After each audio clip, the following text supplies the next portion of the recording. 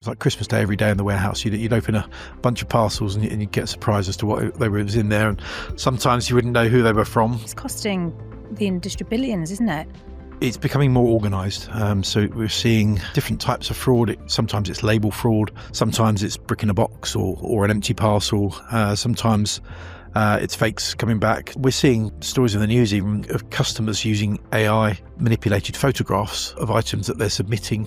Could you be bothered, honestly? What's wrong with these people? So, but like you say, it is organised crime, isn't it? It's on a huge scale. We're only as good as our last return, so yes. We've got to be good every single time. We're quite a predatory VC at the time who tried to step in and say, we'll fund you through this, but we're going to evaluate you at 20% of what you were valued yesterday. Right, okay. And so at that point, I think my words were, I'll take anybody's money but yours. You've got a golden ticket there, I think, to unlock some pretty impressive insights for customers and for retailers.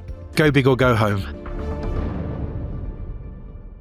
Welcome to Let's Be Honest About Logistics. I'm Nicky Jones, the CEO of Vidu Group, and I'm joined here today by Gerrie, who is the founder and CEO of ZigZag. So welcome to our podcast, Al. Lovely to have you here. Hello, nice to see you. Nice to have aircon. Exactly, hot day. It's very hot in London today. So shall we start with telling the audience a little bit about your journey, your background? Sure. So I'm Al, I'm the founder and CEO of ZigZag. We're about 11 years old now as a business, about 250 people, and we've been helping retailers manage returns, both domestically and globally, for a number of years now. But recently we've evolved into a post-purchase company.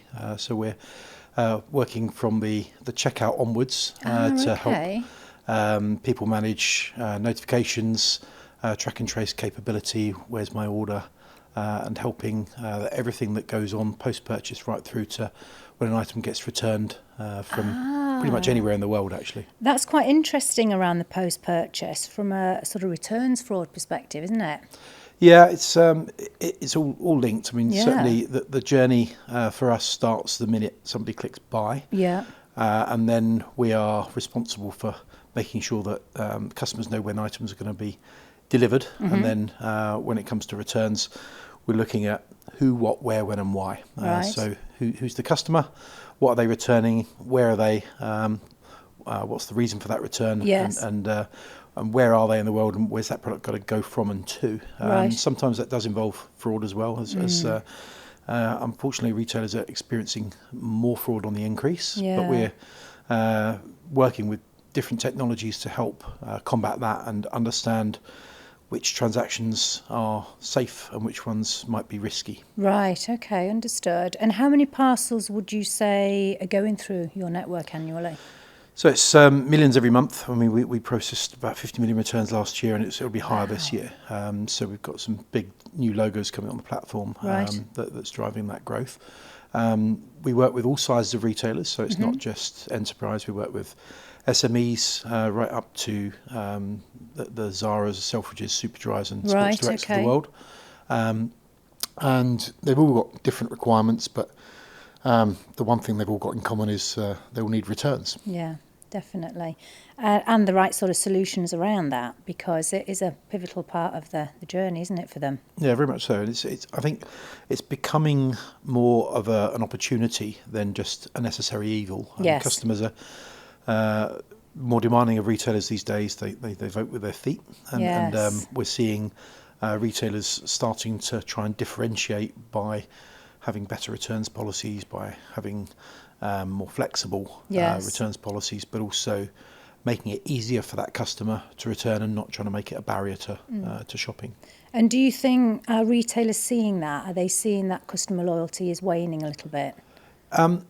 Not necessarily if it's handled well, right. But certainly if you do a bad job, that customer's not coming back. So I think they're understanding that they shouldn't leave loyalty up to the carriers. What I mean by that is, it starts with the post-purchase. Yes. So you need to, as a retailer, take control of the communication with that customer. Yes. All of the upsell opportunity, all of the notifications, the exceptions when it goes wrong, and making sure that you're in control of that. And you don't really want the last contact the customer has to be from, a delivery notification app saying, your parcel's out for delivery, that really should come from the retailer, because then there's opportunity for feedback, for follow-up, but also for upsell, and that loyalty piece continues. Yeah. So it's much more important to keep control of that. Yeah, and are you working with retailers around that? Because obviously you're seeing things daily, aren't you, that are changing in the industry, and you understand it from the retailer's perspective and the customer. So do you feed that back to the retailers? Yeah, we're tracking carrier performance, we're tracking individual parcel performance. We're looking at are you inside or outside of SLAs. We're looking at late, lost and damaged claims. We're looking at the ability to, as I say, collect feedback and reviews to help the next customer buy better, and to make sure that there are lower returns going forward. So we're part of a bigger ecosystem, and we're reliant on others. So we're reliant on good carrier data. Yes, yeah. We're reliant on good fraud prevention through other partners. And we're also making sure that we're enabling that customer to have the best possible information about their transaction to make you want to shop again. Is this typical for a returns company? That sounds really quite sort of an in-depth level of sort of touch points. I think we started life as a returns company, but we're very much now a post-purchase and returns business, and that's, you're starting to see the industry consolidate a bit, and we acquired Ship Up in France, so they've got about 50 staff in France, and they've also got about 300 retailers using their solution, and that need goes global. So we see very much a complementary set of softwares that we can plug in together, and likewise they didn't have returns on their tech stack as well, so that's a really... So complementary from both parties, and that was a pretty sizable acquisition, wasn't it? Yeah, multi-million acquisition. We'll continue to invest in the software and in the people to make sure that we've got a really joined up solution. We've already joined the tech stack to get the platform under a single login, so you can log in today and already see all of your outbound orders and all of your returns under one roof. So that was a big achievement for us to get that. And that was released recently, and we're now starting to see some big enterprise retailers wanting that cross sell where they buy returns and post purchase together. It's definitely a value add to get that sort of data under one roof, isn't it? It is, but it's also for the customer a joined up journey now. So you know everything that's been delivered, and then everything that can be returned. And customers don't always want to hear from retailers on one single channel. So, one day it might be email, it might be SMS, it could be WhatsApp, it could be a TikTok shop. So we need to be wherever the customer is, and talking to the customer in the tone of voice of that retailer that might be different every single time. It's evolved so much, hasn't it, this sector? Returns specifically. I bet, did you see this coming 11 years ago when you wanted to get into this space? Yeah, I certainly saw the convergence of post-purchase and returns likely to happen. But, it's grown exponentially. The market in general, not just ZigZag, but, I think the time where you had a one-size-fits-all returns policy, and it used to be a label in a box. It's just not good enough now. So label in the box was very restrictive. It meant that every time you return something, the retailer had no idea what was coming. And so it was like Christmas Day every day in the warehouse. You'd open a bunch of parcels and you'd get surprised as to what was in there. And sometimes you wouldn't know who they were from, who'd sent you these lovely gifts. And, I think we had to digitise that to really make it possible for retailers to get good understanding of what was coming back. Yeah, no, that makes sense. So in terms of your returns piece, what sort of levels do you go to? Do you actually open packages that come before sending them back to check what's actually in there? Is that part of your service? Yeah, so it starts with good data from the retailer. So we need to know who is the customer and what was in the parcel. Then we're allowing that customer to choose what they're returning and give us the reasons why. They choose a carrier, and then when that parcel comes back, if it's coming back to one of our warehouses, then we can scan it and receive it, or we can scan it, open it, check it, repack it, and then get it back ready for sale again. So we call that grading. but it might be grade A, B, C, or D. So that could be in really good condition. It can go straight back on the shelf. It might need new packaging, or it might need some kind of remedial work done to it, it's a refurbishment of some sort. Yeah. Or unfortunately, some goods will have to be recycled if they're not fit for sale. Okay, and do you offer that grading sort of in country outside of the UK? Yes, we've got a big facility in Germany that does grading for many of our retailers, and then we've got 3PLs all around the world that use our software to do the grading in other parts of the world. And have you found that's really taken off then? Is that something people are adopting? Yeah, I think when we started 10 years ago, or 11 years ago now, actually, we saw the need for it, but retailers still wanted their parcels back, and they were going to do that. Then they realised actually that's not really going to cut it from a customer behaviour and a customer experience. So what the customer really wants is a faster refund. Yes. And what the retailer needs is visibility on what's coming back, and they need that peace of mind. So we've been able to build software that gives them that in real time. So as soon as it's received in one of our hubs, the retailer's got that scan, and they it could be a photograph, it could be a video of the item that's come back. So we're actually able to offer much more data and insight for that retailer. What the retailer really wants is comfort that they're safe to refund. Yeah, definitely. Well, that, like we say, lends itself to that post-purchase returns fraud piece, which is becoming very prevalent at the moment. It's costing the industry billions, isn't it? It is, and it's becoming more organised. Yes. So we're seeing different types of fraud. Sometimes it's label fraud. Right. Sometimes it's brick in a box or an empty parcel. Sometimes it's fakes coming back. So there's different types of fraud that's occurring. Okay. And I think what we've got is a unique helicopter view of the market across thousands of different retailers, where we can actually see which customers are good and which customers are bad. And so you can track the activities. Yeah, and so what And behaviours, really. You can't afford to punish the 98% for the 1 or 2% that are causing the problems, but it's finding out which are the 1 or 2%. So I think having a platform that's able to see across many different retailers is quite useful for a retailer. It's very valuable. Very valuable. And would you say that's one of your USPs? It is, but it's not just the data. It's as you say, it's the physical activity as well, and that and that grading. The grading piece. Yeah. And are you finding the retailers are quite receptive to what you're saying? Because people aren't historically that open to change, are they? Or they sort of react to a problem rather than foresee. Yeah, I think it's changing now that they're asking, rather than. So we had a big event last week in London. We had 100 plus enterprise retailers coming to that. You said that went really well. Yeah, so it was really busy, but we used to be knocking on doors trying to get in front of retailers, and now we've got 100 retailers coming to us with talking to us about the problems they're seeing and what they want to solve. Fraud's right up there. Data and visibility is another one. And reducing cost. They all want better customer experience as well. Yeah. So do you think, is AI playing quite a big part in this for you from a tech perspective? Yeah, we're starting to do more carrier integrations using AI and more data manipulation as well. But I can see AI lending itself to decision making on the fly. So dynamic decision making rather than the old way was using sort of traditional business rules. So this parcel goes in that direction, that parcel goes somewhere else. Yeah.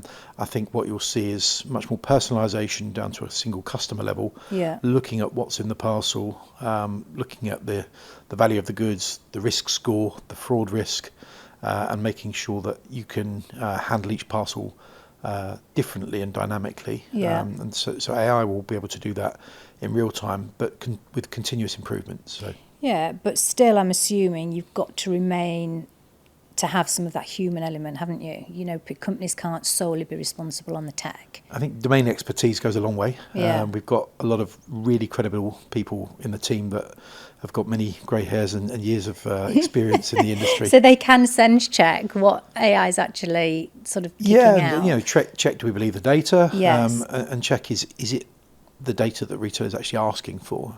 Making sure that we're not just pushing data out that may not be good. Yes, exactly that. Because these systems are only as good as what you feed them, aren't they? So if you're putting good quality in and you're educating these agents on specifics of what you need them to be able to kick back out, it's how we build it, isn't it? We're only as good as our last return, so Yes. we've got to be good every single time. Yeah. And how many returns did you say you were doing annually? Last year it was about 50 million items coming through the platform, so it's a big issue for retailers. It's global. Yeah. We operate in 170 countries, Right. and we've got retailers that have different requirements. So sometimes they're bonded, sometimes they're not bonded. Sometimes they do want the goods back, sometimes they want them disposed of in local market. So we've got to be able to suit retailers that have got different needs every time. Yeah, definitely. And have you seen any countries in particular that you've had quite a quick rise with on the returns? Yeah, so we just launched in Spain, Right. and we've been operating in Spain with some Spanish retailers for quite a while, but we're now putting a sales team in Spain to work with Spanish retailers.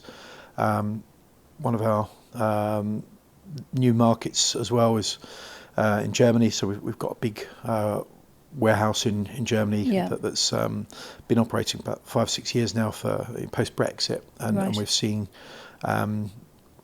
with the changes coming in with the duty and the taxes, more retailers starting to ask about putting stock in local market to avoid the problems that duty is going to cause. Mm-hmm. And have you seen, because of those changes that are sort of ahead of us, do you think a lot of the customers are going towards more bonded? Not necessarily more bonded, but maybe more localised stock. Right. So I think the changes in the duty, the €3 per HS code per country of origin. Yeah. If you've got 3 different items from 3 different HS codes, that's going to be €9, not €3, and that's prohibitive for some British retailers to export now. So naughty. That's not helping UK. Well, that would be okay if the UK was charging them doing it in the reverse, other way. but we're not yet, and we're not projected to until 2029. So unless we catch up, then retailers are going to have to start looking at, do they put stock in local market? Yeah. And that's where actually returns can be really valuable, actually, because you can turn those returns around in local market and potentially fulfill them to the next customer in that market without sending them back out the country. Oh, right. So from a sustainability and sort of reducing their carbon footprint, that adds quite a lot of value to them in that regard as well, doesn't it? Yeah, exactly. So you're looking at, where is the customer, where is the demand for that product? Yeah. And again, AI will play a part there. Yeah. And actually, instead of fulfilling one out of your warehouse in Bolton, send it out of your warehouse in Germany, and which could be a ZigZag facility. God, it's evolved so much, this sort of returns and post-purchase piece, hasn't it now? It's just, and like you say, with the changes around customs, and I don't think it's going to slow down anytime soon. It will keep growing, yeah. So that being said, are your predictions then? Because obviously you've got 11 years experience, you've grown a business from nothing to where it is now, you're acquiring, businesses for multi-millions of pounds. What do you predict over the next sort of 3 or 4 years, specifically in returns? I think a bit more market consolidation, that's going to happen. Mm-hmm. The personalisation element is really important for the retailers and the loyalty that goes with that. It's very expensive to acquire a customer, as you know, and then holding that customer is probably easier than acquiring a new one, as long as you've done a good job. So, investment in technology is going to continue. Investment in AI will support that. What I don't think is going to happen is, I don't think returns are going to necessarily go away. No. People still want that comfort that they can try stuff on. Yes. And the bedroom is the new fitting room. But the physicality of the shops, they're not there, are they? So they're not, and more online retailers popping up very quickly now, selling on newer marketplaces that didn't exist a few years ago, so TikTok Shop and Temu and Shein and various other avenues where actually it's a lot easier to start a business than it was a few years ago and trade internationally, as long as you've got the right trading partners to do so. Yeah. But you still need to be able to cope with the returns and the customer service that goes with that afterwards. Yes, yeah, definitely. And I think retailers need to appreciate that. If they're trying to reduce costs by not having the physical locations, they need to be investing more into that returns piece for that customer loyalty part of the journey, really. Yeah, very much so. The partnership aspect is super important, and for us too. So we're partnering with fraud platforms, with grading platforms, with data platforms. We don't need to build everything ourselves. We recognise we're part of an ecosystem. There's a lot more capability with plugging in technologies quite quickly.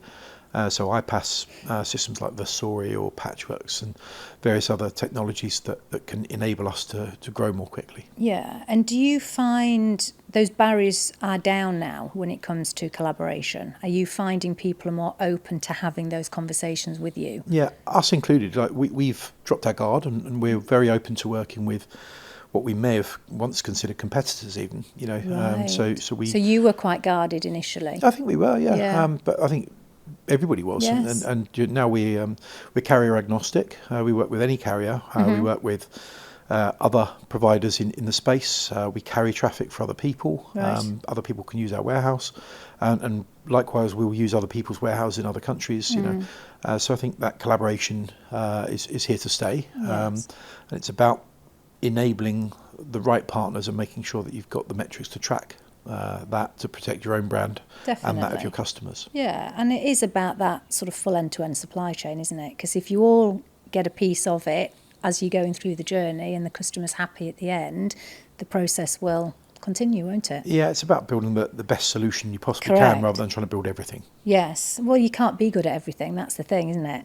No. So you know your strengths. I know you've sort of diversified a little with this post-purchase piece, but it still is an add-on to the typical returns, isn't it? Yeah, we see the need for partnership and we embrace it. Yeah, no, that's good to know. Let the audience know. They can reach out to you. Absolutely. reach out very direct. Much so. Yeah. How do you think AI and agentic solutions is going to impact returns in supply chain then in the next sort of 12, 24 months? I think it's the speed as much as anything, but we're looking at 4 things internally. Quality, scope, so can we do more with AI? Velocity and speed, as you say.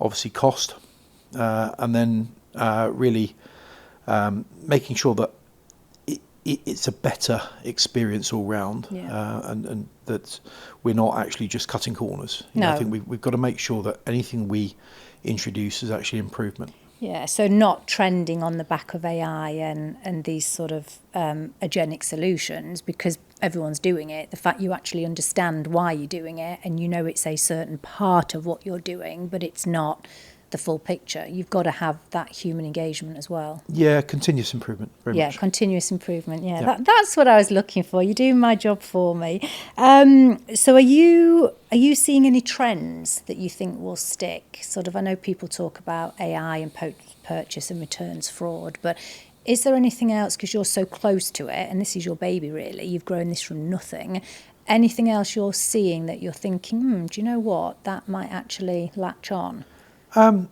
So we're experimenting. I mean, I think we're at the point now where everything's still new and kind of in its infancy, but a few months is a very long time in AI, and what we're able to learn in a short space of time is getting shorter and shorter.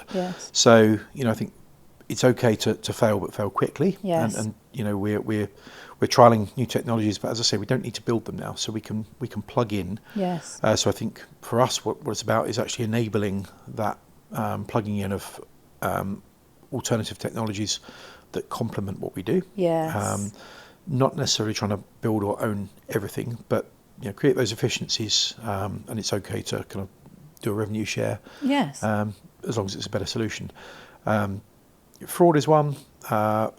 Photo grading is another. We're looking at partnerships in that space. Claims is another, and we're looking at other data solutions that can layer on human or natural language querying of data. That we've got really strong data. We've got 10 years or 11 years of data now that gives us a lot of learnings. But actually, that's a hell of a lot of data to crunch through, and I think that's where AI will come into its own to actually learn and kind of. And sort of understanding the value of that data, because you've got it, but it's unlocking it. Yes, exactly. Unlocking it and actually seeing what that value is to you and to the customer and to the retailer. And that's very valuable. Yeah, exactly. But it's also, I think that the data that retailers wanted back a few years ago and the data they want tomorrow are not the same. Yeah. So I think we'll be asking for more data as well. Yes. So what we care about now is when goods are received back into either our warehouse or retailer's warehouse, capturing the condition of that product, but storing all that data and building up that picture of the customer. So what's your keep rate? How much do you buy versus how much do you keep? Right. Okay. And then how do you behave over time? So you're returning stuff in good condition, or are you a slow returner, a serial returner? Are you potentially a fraudulent returner? Right. So looking at the behaviour, maybe it's a one-off, maybe it's a regular occurrence, and being able to risk score and give retailers that peace of mind so they can confidently react. And by react, I mean sometimes they might refund, sometimes they might choose to delay the refund, sometimes they might ban you, sometimes they may just think it's a blip. So it's looking at those behaviours then, really. It is. And we're seeing, stories in the news even of customers using AI manipulated photographs of items that they're submitting. Goodness. Could you be bothered, honestly? What's wrong with these people? So, but like you say, it is organised crime, isn't it? It's on a huge scale. It is, and we've got that position where we can actually help feed those data points and make sure that data can really be leveraged for good. That's very valuable. Yeah, definitely. And is there anything that you think you're doing a little bit differently? Because I've seen over the past sort of probably 5 or 6 years, quite a few other companies are more so from a Parcel Mail Express perspective, they're getting involved or they're building out returns divisions now, aren't they? So are you sort of collaborating with them? Are you, we're as I say, we're totally carrier agnostic, so we work with all of them really. Right, and I think whilst the carriers themselves are building out returns capability, they're not really software companies. No. And they're, we're a software company, but we've got a lot of logistics capability and knowledge within the business. Yes. We're not trying to be a carrier. We don't have a fleet. We don't operate a postal service. We rely on those partners in the market, and we recognise our part to play. But lots of those carriers white label our software and are now using our software to sell to their customers. So you can actually clone the ZigZag platform and sell it under your own brand in red or yellow to your customers, and have all the same capability that we've got under your own roof. Okay, and what made you think to do that? I think demand, actually. So there was nobody really in the market able to provide that as a solution, and we've been doing that now very successfully for over a decade. So we've got a number of very long-standing customers that do that and see the benefit of that. Yes. They realise that we're not going to compete with them. We're not trying to be a carrier, so they don't see that as competitive. It's just leveraging what we do. But they may want to cut out certain competitors of theirs. Right. So they say, it's well, so cutthroat, this industry, isn't it? It's life. I mean, they realise that they need a return solution where they can bolt together other carriers, but not that carrier. Yeah, that makes sense. Yeah. So our system allows you to do that. Right. You can so have they a post-purchase. can have like a pick and mix model, and really. Yeah, very much so. Okay. Yeah. We've done that. So that's one of the USPs of ZigZag, that the entire platform can be white labelled. But we also do that for marketplaces as well. Right. So, I was just going to touch on marketplace actually, just to see how heavily you were involved and how much of that makes up what you're doing now. Yeah. So for marketplaces, you have the challenge of thousands or hundreds of thousands of different sellers that historically might have different returns policies, treat their customers differently, and are not always compliant with the marketplace. By having a single returns platform that's managing all of that for you, then we can give the marketplace that consistency, so that every single seller treats every single buyer in the same way, to give the overall capability that marketplace is getting that sort of consistent customer experience.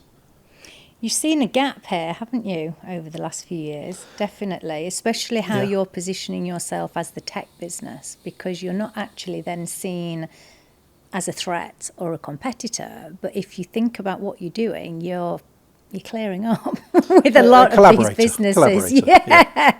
But it's interesting to see, because like you say, the key thing is the customer. Yeah. So the fact you're willing to open the doors and say, look, we're happy to collaborate and partner and do this, it's a win-win for you and the retailer, but also an insane value add for the customer. Yeah, as I say, and we can do that multilingually, we can do it globally in different markets, but we also recognise that sometimes some marketplaces may even be a carrier, and so we can plug them in as part of that ecosystem as well. Yeah, so I think for those that wouldn't know, they would think probably ZigZag obviously is most prevalent in the UK, or they might not even think that you are in other countries, because you're such a presence and a force here. Do you think in the other countries that you're operating, do they see returns differently? Does it mean different things in different countries? Yeah, maybe the customer preference changes in different countries. So, in certain countries, particularly in Europe, like lockers are really important to customers for returns. That's really growing over here, and we've been a big part of that growth as well. So certainly, InPost has done fantastically well over the last few years. More locations, but the other carriers are responding. Yes. And now we're seeing collection from home on the rise, because people have got a mixed week. Sometimes they're working from home, sometimes they're in the office, and what you choose on a Monday might be different from what you might choose on a Wednesday. So I think never know where we are or what we're doing, do we? That choice and convenience, I think, to elaborate for the customer is really, really important. I think so, definitely. And I think, what are you doing around lockers then? What are you doing from a collaboration perspective with lockers and out of home? So we've always used lockers for returns, but I think what you're starting to see now is more customers, when they're buying out of home, if they're having stuff delivered to a locker, they're sometimes leaving products in a locker too long. Right, and then they're getting returned. They're getting returned as well. So we're actually operating a returns model for some of those carriers to help.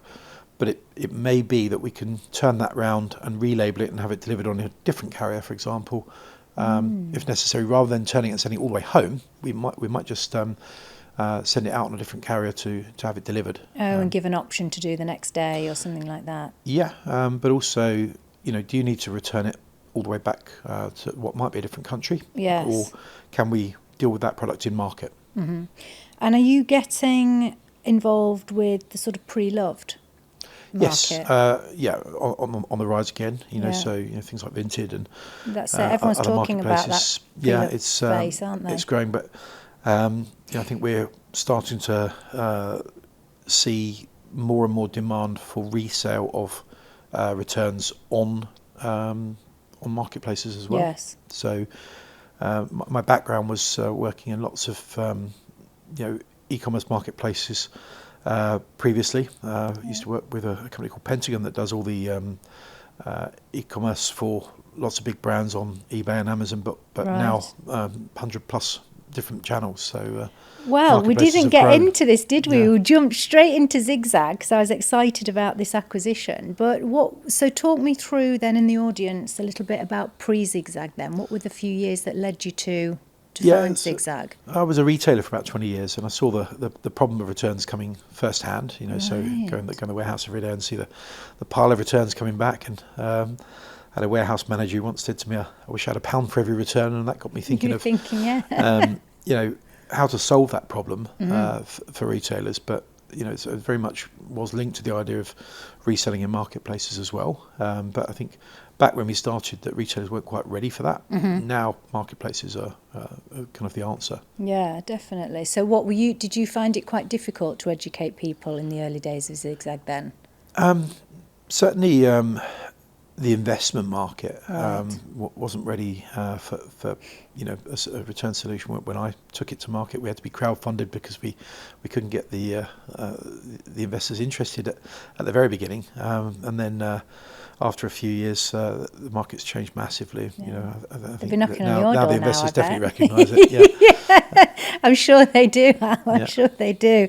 So from 11 years ago when you set this business up, have you still got individuals in the business that were Yeah. with you from the beginning? Very much so. So there's a few old grey hairs knocking around, and we're when I first started, it was me and a small team of external developers. Right. We still work with some of those today, but we've then started hiring our own staff, and Okay.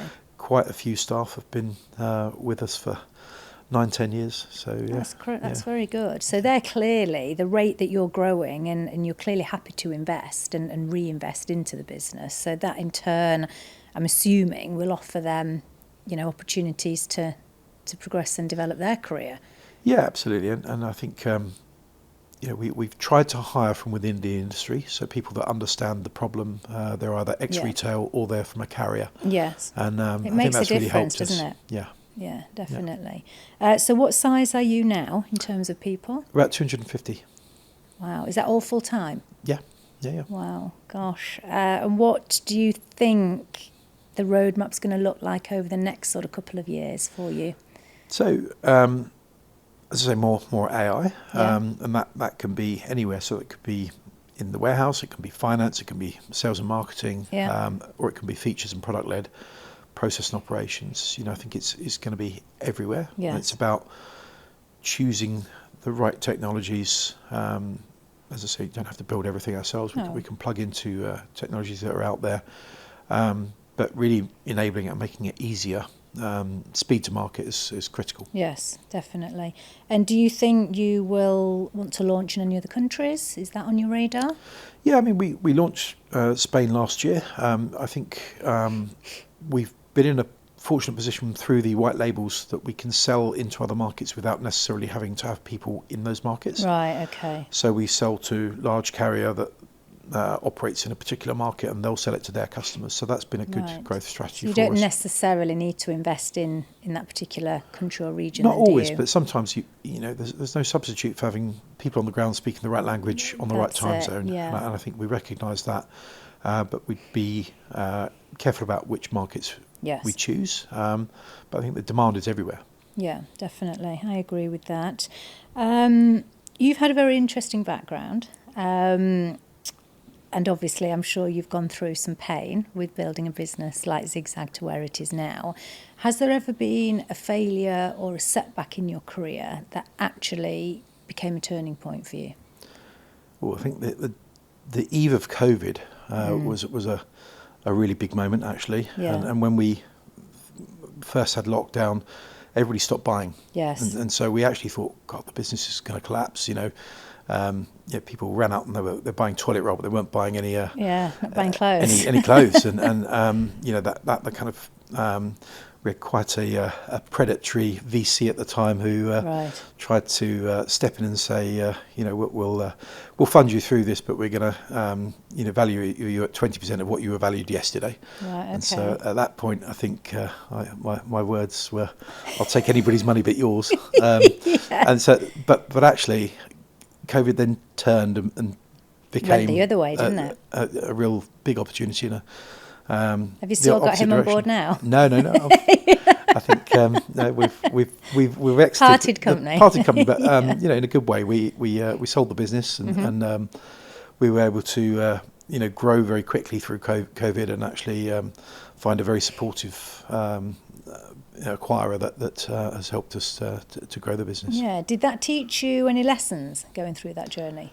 Yeah, it did. But I think we've nobody knew what was going to happen during No. COVID. It was a really, really challenging time. It was just unprecedented times for everyone, wasn't it? It was, but I think, as you said, opportunity as well as a setback. Yeah, definitely so. Is there anything you want to specifically talk to me about? Obviously, you've got a forum here and a platform to talk to the audience about ZigZag plans, ideas, if you're open to new collaborations. Yeah, very much so. Open to partnerships, looking at new technology, and then the post-purchase side of the business is starting to grow. So I think working with retailers who are looking to improve their customer loyalty. Yeah. So that would certainly be a good sort of partnership for you moving forward. Yeah, very much so. Yeah. Okay.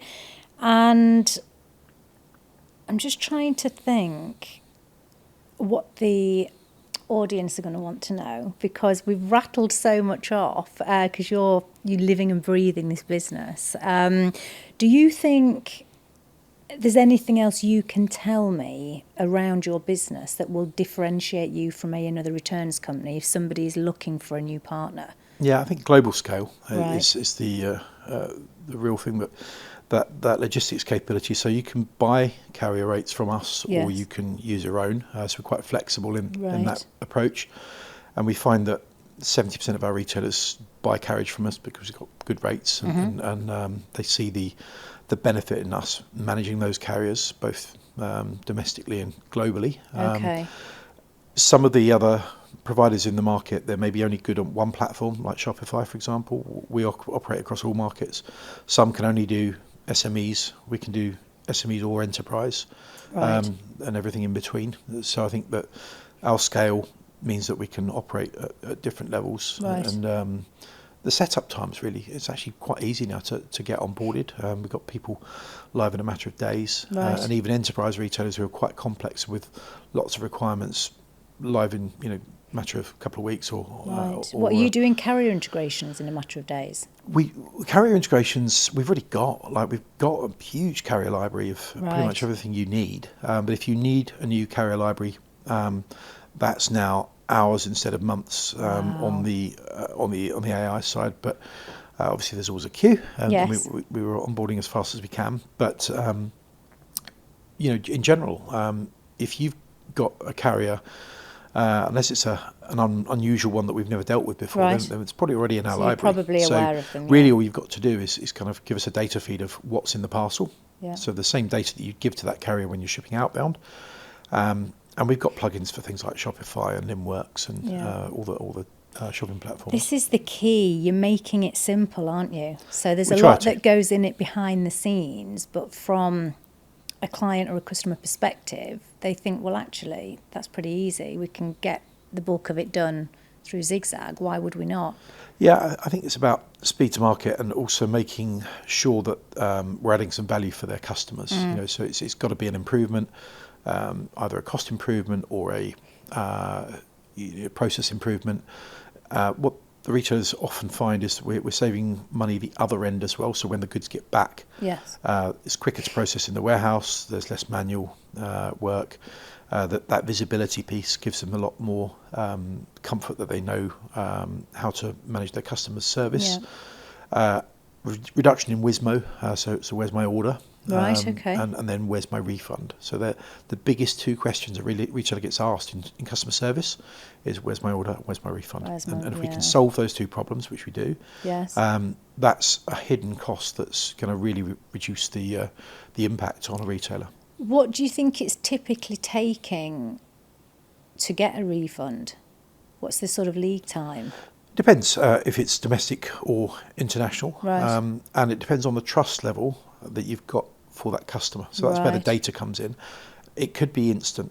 So it could be as soon as the customer's dropped the parcel, the customer could be refunded in real time. Oh, really? So that Are there many doing that? sparingly, Right. yes. They won't do it on every transaction because No. they don't trust those customers. But if they're maybe a VIP or it's a low value item and they've got good data about that customer, Right. then they will do that. I think, as I say, that will improve over time when you get more reliable data about where that customer is returning from, what they're returning, what they've done in the past. Right, okay. So once you can physically show the behaviours of that customer and you've got evidence of how... Yeah, the evidence is key. Yeah, okay, so that makes sense. Now, I know the guest that I had on before, so he's actually started a little bit of a trend. So what I'm going to do is ask... The previous guest will ask a question that they want me to forward on to the next guest, not actually knowing who the next guest is. So are you happy for me to ask you a question on the, on the spot? Fire away.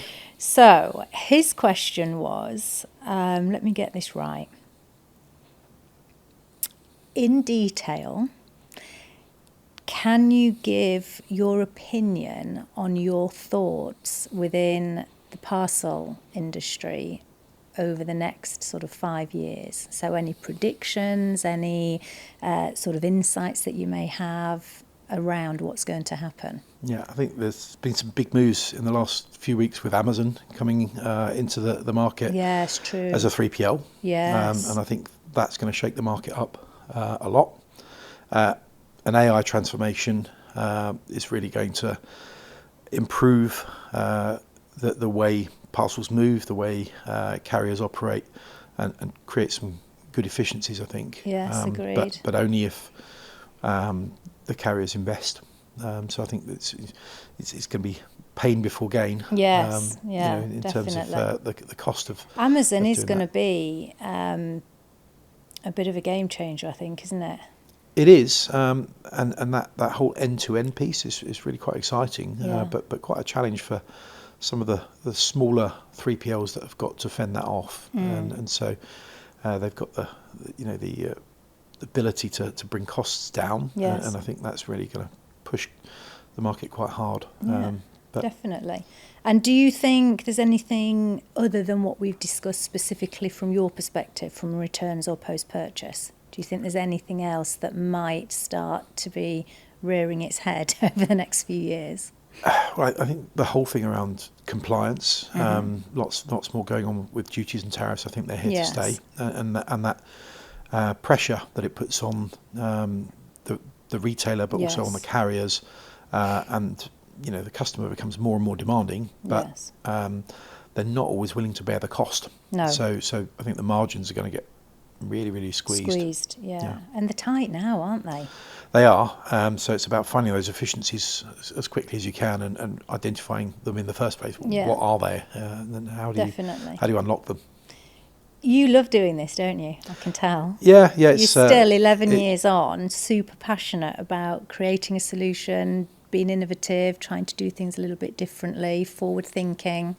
I'm very hands-on. Yeah. Still really enjoy my job and love going to work. Yeah. Yeah. But you couldn't do it if you can't, unless you are passionate and have that sort of inquisitiveness and you want to do something a bit different and help and create a solution. I don't think you can be in this industry.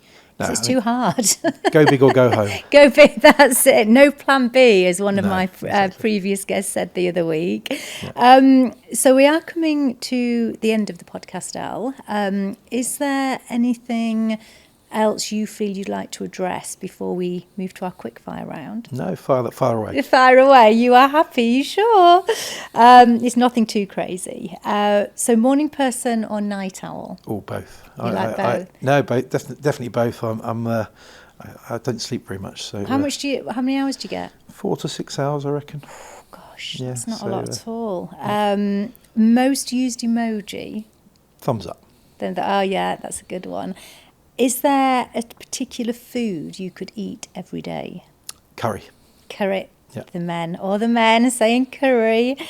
Favourite holiday destination? Maldives. Oh wow, I've never been to the Maldives. Yeah, scuba diving. I'm missing out, aren't I? Dogs or cats? Cats. What makes you smile? Family, friends, people being successful. Yeah. And yeah. Nice. Oh, that's lovely. Would you say you are happy? Yes. Yeah. Yeah. And what do you think makes you happy?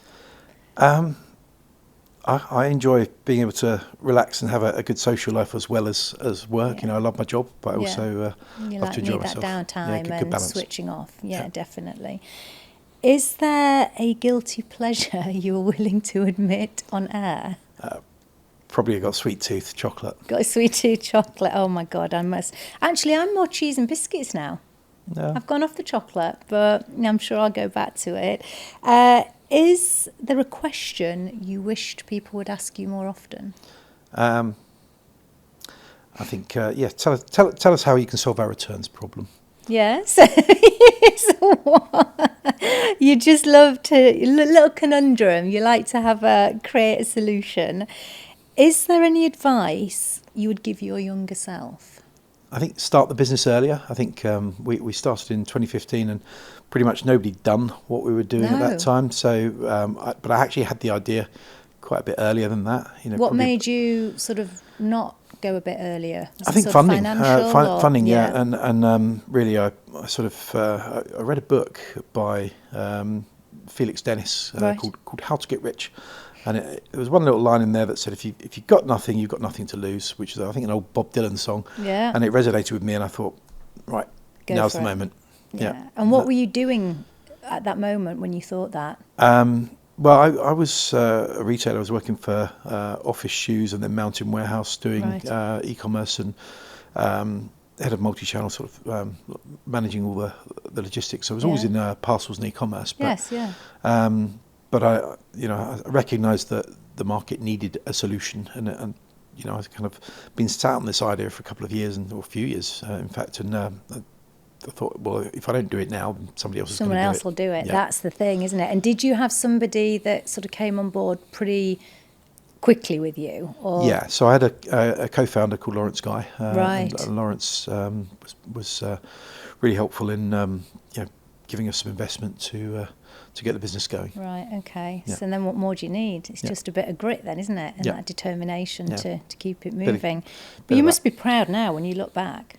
Yeah, really, really happy with the way it's gone and continued growth of the business. I think we've proven that there's a need and continue to bring new things to the market. Yeah, I was going to say it's actually that continuous sort of evolvement and innovation, because logistics companies have historically not been that reactive to change or not really done anything that's super innovative or breaking the mould. I see that. They've had to step up.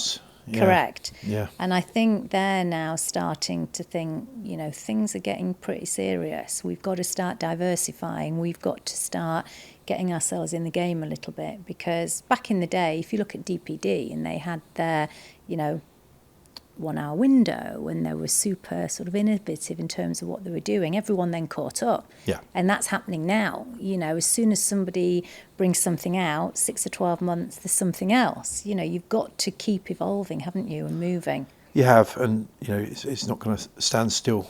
So I think continuous improvement again. Correct. And I think, like what you've said around this data, you've got a golden ticket there, I think, to unlock some pretty impressive insights for customers and for retailers. Yeah. Now, is there a film, podcast or book that's really inspired you, bar the one you've just mentioned? I still quite enjoy watching Diary of a CEO every now and again, or a bit of Joe Rogan. Yes. Yeah, good. Okay. I think you've done them. That wasn't bad at all, was it? Not at I all. don't know why the audience love them so much, but I think it humanises people, doesn't it? Just a little bit about you personally. So we're pretty much done, Al. Is there anything you want to finish on? Any note you want to finish on? No, just want to say thank you for having me, and it's been a pleasure. Get in touch with ZigZag. Absolutely, we'll leave it on that note. Thank you, Al. Okay. Thank you so Thanks. much.